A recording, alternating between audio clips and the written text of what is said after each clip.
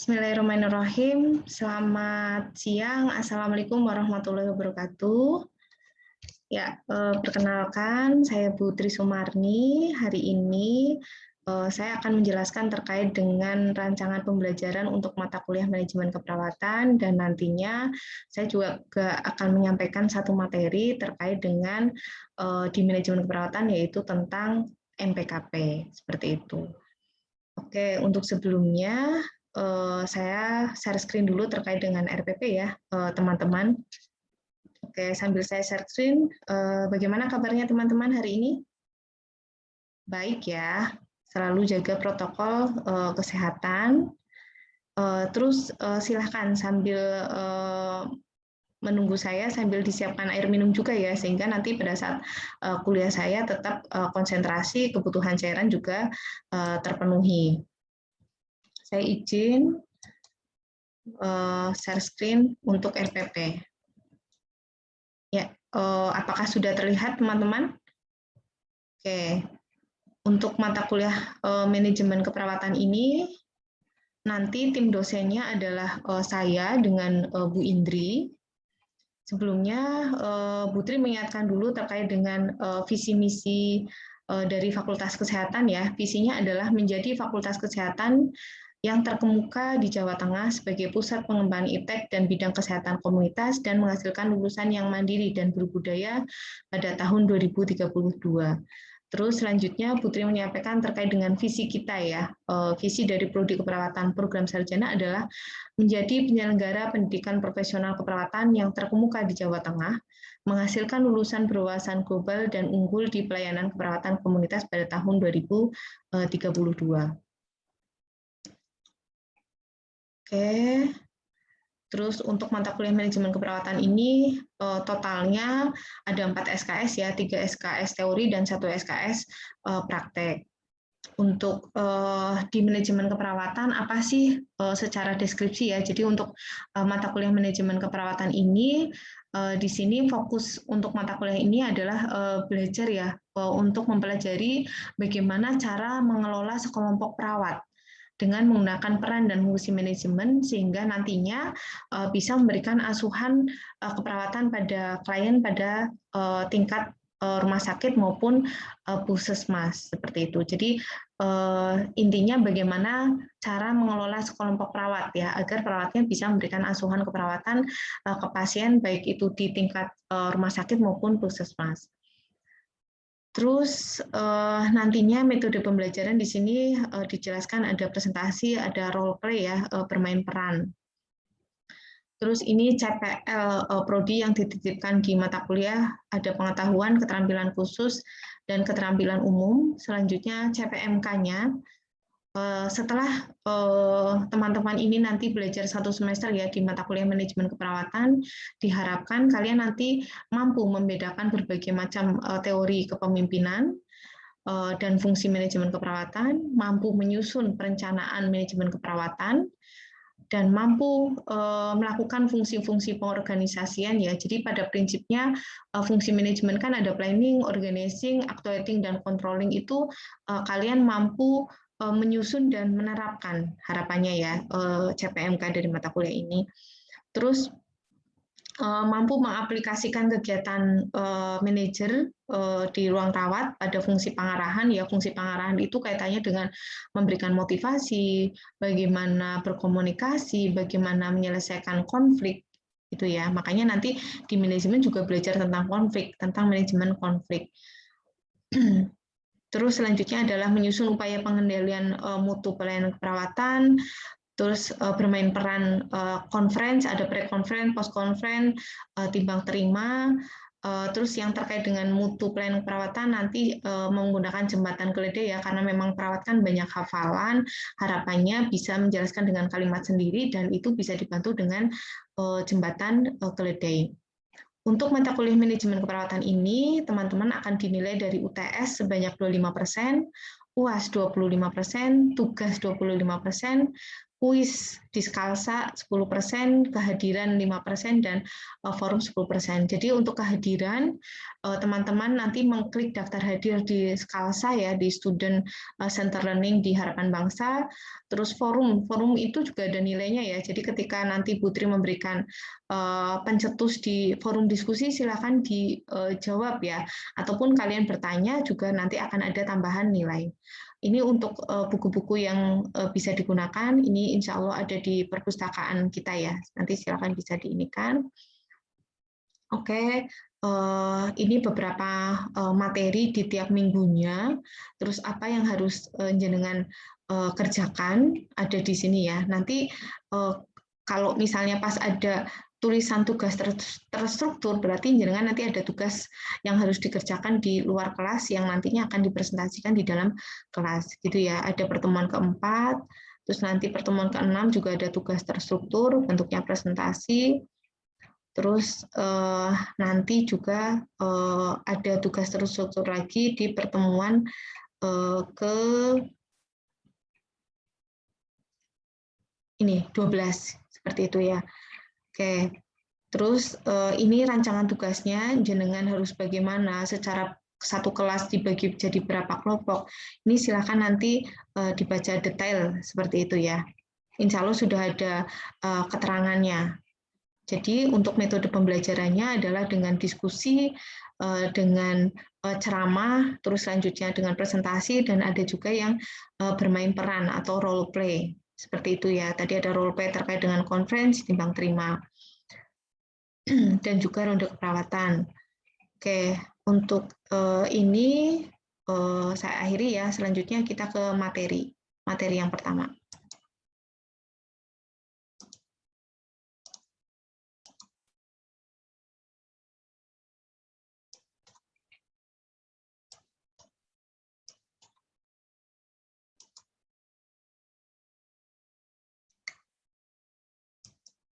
Oke, untuk sebelum materi mungkin ada dari teman-teman ada yang mau menanyakan dulu terkait dengan RPP, sehingga harapannya RPP tadi itu kontrak ya antara saya dengan jenengan. Oh iya, selama 1 semester ke depan aku akan belajar apa sih di manajemen perawatan, harapannya aku nantinya bisa apa sih, seperti itu. Terus tugas SIPEN itu hanya untuk memfasilitasi ya, bukan berarti hari ini mau belajar apa itu SIPEN yang tahu, bukan. Tapi masing-masing paham. SIPEN itu hanya untuk janjian dengan dosennya. Ibaratnya kita mau makan di mana, tapi apa yang dimakan masing-masing mahasiswa harus sudah paham seperti itu. Gitu ya. Jadi silakan dipahami lagi terkait dengan penjelasan RPP tadi dari Putri. Kalau tidak ada, kita mulai ya. Untuk materi yang pertama adalah terkait dengan MPKP, model praktek keperawatan profesional. Mungkin dari teman-teman ada yang sudah pernah dengar kata-kata MPKP kemarin saat praktek ya, PKK 1 ataupun PKK 2. Oh ya, perawatnya ada yang bilang nih tentang MPKP, mungkin ada yang pernah dengar. Oke, ya, model praktek perawatan profesional. Selanjutnya Putri mencoba menjelaskan ya. Oke, tujuan pembelajaran kita hari ini selama kurang lebih 20 menit itu harapannya agar nanti teman-teman tahu tentang apa sih MPKP, apa tujuannya, apa manfaatnya. Terus tahu tentang jenis-jenis MPKP, pilar MPKP. Pilar itu kayak tiangnya gitu ya. Terus bisa mengidentifikasi kelebihan dan kekurangan dari masing-masing metode penugasan.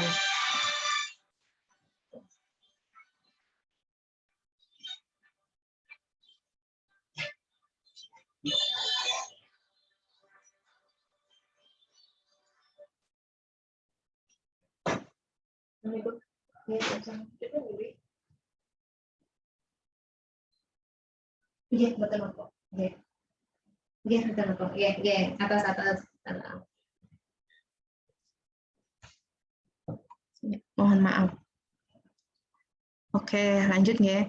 Kenapa sih harus ada MPKP ya? Latar belakangnya adalah kaitannya dengan tuntutan ya. Jadi pasiennya sudah semakin pintar, terus harapannya juga memang memberikan kepuasan ke pasien ya. Otomatis mutu pelayanannya juga harus ditingkatkan.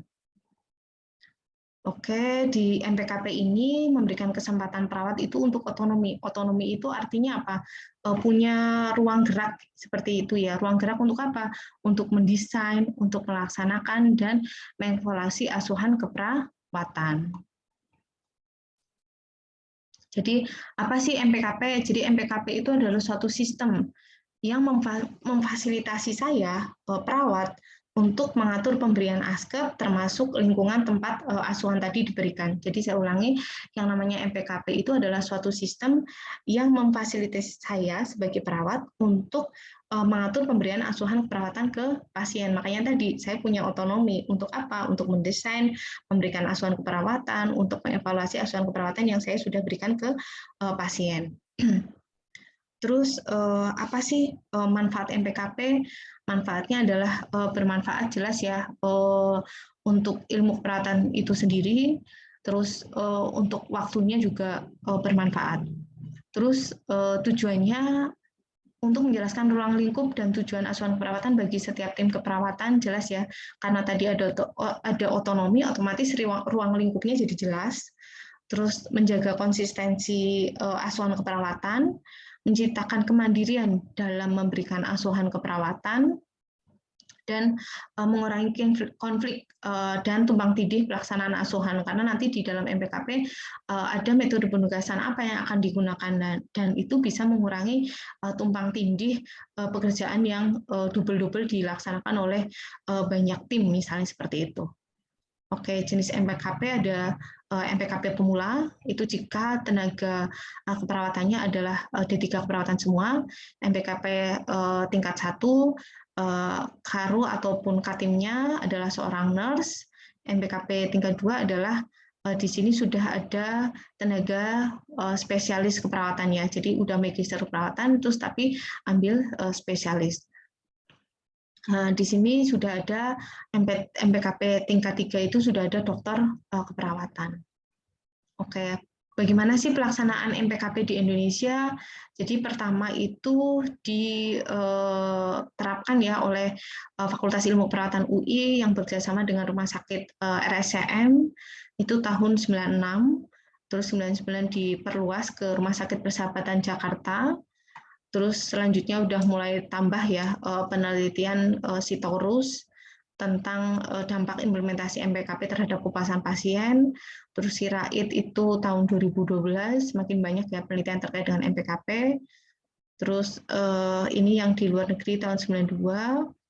Terus yang di luar negeri juga ada tahun 2012 dan tahun 2017 kaitannya MPKP dengan kepuasan perawat, self efikasi, sama stres dari perawat. Oke, ini yang penting. Oke, silakan teman-teman semua membayangkan bahwa jenengan besok akan jadi kepala ruang di satu ruangan. Terus kalau pengen ruangan kalian disebut sebagai MPKP, disebut sebagai model praktek keperawatan profesional, ya harus punya tiang ini. Ya, ada 5 tiang. Tiang yang pertama adalah nilai-nilai profesional. Tiang yang kedua atau pilar yang kedua adalah pendekatan manajemen. Tiang yang ketiga adalah reward and punishment. Tiang yang keempat adalah hubungan profesional. Tiang yang kelima adalah metode pemberian penugasan asuhan keperawatan ke pasien atau metode asuhan. Ya, yang pertama adalah nilai-nilai profesional. Jadi bayangkan jangan adalah kepala ruang di ruangan MPKP tadi, berarti perawat jenengan, perawat bawahan jenengan, ya harus memiliki nilai profesional. Contohnya apa? Contohnya apa? Nilai caring, nilai-nilai disiplin, nilai-nilai kejujuran, itu harus punya itu, gitu ya. Jadi kalau misalnya menyebutkan, oh ruanganku MPKP, tapi perawatnya nggak seperti tadi yang Putri sebutkan, ya otomatis belum disebut sebagai ruangan MPKP. Terus pilar yang kedua adalah pendekatan manajemen. Tadi Putri udah bilang di awal bahwa fungsi manajemen itu planning, organizing, actuating, dan controlling. Nah di sini pendekatan manajemennya apa? Oh berarti di dalam ruangan MPKP tadi kepala ruangnya ya melakukan POAJ, Katimnya ya POAJ, anggota timnya ya POAJ, gitu ya. Planningnya apa? Oh kepala ruangnya menyusun visi misi, menyusun jadwal shift itu planning. Terus organizing, kepala ruang itu membagi job desk untuk perawatnya. Oh, ada ketua tim tugasnya apa? Oh, ada anggota tim ketua tugasnya apa? Itu adalah fungsi organizing. Selanjutnya adalah actuating. Actuating itu bagaimana si kepala ruang menggerakkan. Yang namanya menggerakkan bisa dengan gaya kepemimpinan, bisa dengan diberikan motivasi, bisa dengan komunikasi. Ya, makanya di manajemen itu belajar kepemimpinan, belajar komunikasi, belajar tentang motivasi. Terus yang terakhir controlling, kepala ruang melakukan supervisi. Yang namanya kontrol itu melihat yang sekarang apakah sesuai dengan rencana atau tidak. Terus pilar yang keempat adalah hubungan profesional. Hubungan profesional itu bisa antar perawat dengan pasien, perawat dengan perawat, atau perawat dengan tenaga kesehatan yang lain, gitu ya. Contohnya tadi nanti perawat dengan perawat, oh timbang terima. Jadi sambil dibayangkan dulu saat PKK 1, oh ya ruangan yang dulu tempat saya praktek sudah ada timbang terima. Itu pilarnya berarti pilar yang hubungan profesional sudah berdiri itu udah bagus, ya. Terus misalnya hubungan profesional antara perawat, antara kita dengan tenaga kesehatan lain, bisa dilakukan dengan ronde keperawatan. Terus selanjutnya adalah metode pemberian asuhan perawatan, nanti dijelaskan di slide selanjutnya. Oke, nilai-nilai profesional tadi ada nilai tanggung jawab, disiplin, caring. Terus bagaimana sih contoh implementasi nilai-nilai profesional? Contoh simpelnya adalah ketika perawat membangun kontrak dengan pasien ya.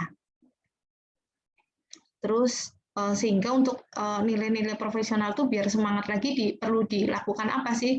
Perlu rekomitmen, perlu sekolah lagi, perlu diskusi dan penyegaran kembali. Oke, pendekatan manajemen tadi Putri sudah menjelaskan ya, planning, organizing, actuating, dan controlling. Oke, contoh implementasinya yang simple ada struktur organisasi. Oh ya, kalau Putri terlalu cepat langsung di-cut ya. Kalau ada yang nggak mudeng, boleh langsung bertanya. Terus selanjutnya adalah hubungan profesional. Tadi Putri sudah jelaskan, Putri lewati ya. Selanjutnya, oh ya, tadi pilar yang terakhir ya, kompensasi penghargaan, reward and punishment. Jadi antara perawat yang sesuai aturan dan tidak, ya ada reward dan punishment-nya. Sesuai aturan dikasih reward, nggak sesuai aturan dia dikasih teguran atau punishment. Seperti itu ya.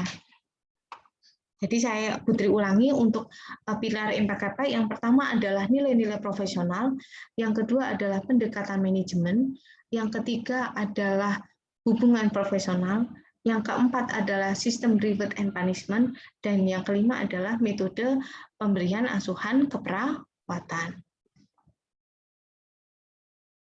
Oke, untuk metode penugasan yang pertama adalah metode total pasien care atau sering disebut sebagai metode kasus.